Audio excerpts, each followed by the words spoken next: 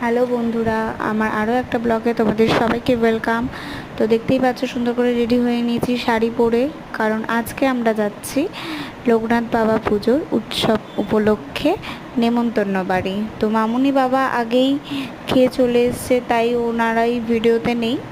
তো বর কাছ থেকে এসে বরকে নিয়ে চলে এলাম আমি নেমন্তন্ন বাড়িতে লোকনাথ বাবার পুজো উপলক্ষে। প্রথমে এসেই প্রণাম করে নিলাম লোকনাথ বাবাকে। প্রণাম করে দেখো খেতেও বসে গেছি। প্রথমেই এত ফল দিয়ে দিয়েছে, মানে কি বলবো। বাট আম হচ্ছে আমার ভীষণ ফেভারিট, ওই জন্য দেখো বন্ধুরা তরমুজটা সাইড করে অলরেডি আমি আম খেয়ে হাফ খেয়েও ফেলেছি।